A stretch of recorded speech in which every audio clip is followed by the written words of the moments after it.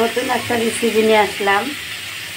হাঁসের ডিম, এটা আমি সিদ্ধ করে কেটে ভাজি করে রেখেছি। আজকে হাঁসের ডিমের ঝোল করব। ছোটো ছোটো আলু সিদ্ধ করে আমি তুলে নিয়েছি। তার সাথে আমি একটু বেগুন, একটু কাঁকরোল এটা দিয়ে এখন সুন্দর করে কষাবো। মরিচ,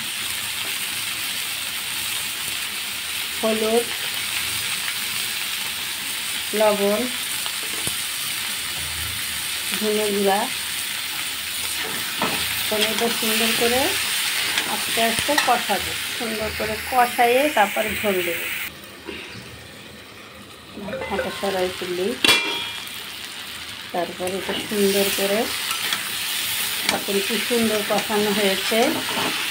পেস্টটা একদম ভাজা ভাজা হয়েছে। এখন দিব জল।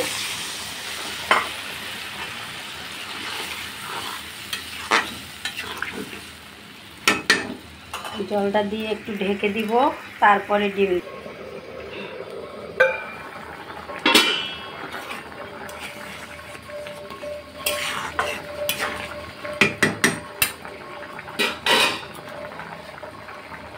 ভাজা ডিমগুলি দিয়ে দিলাম।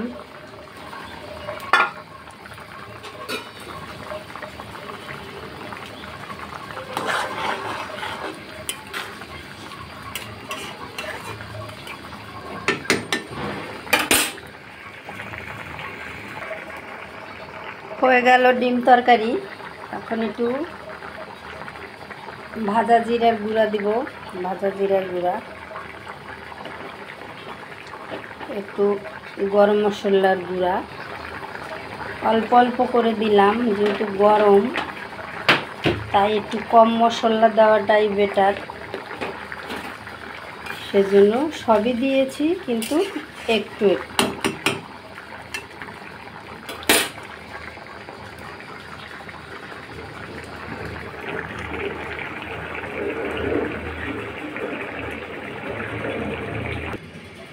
হয়ে গেল হাঁসের ডিমের তরকারি।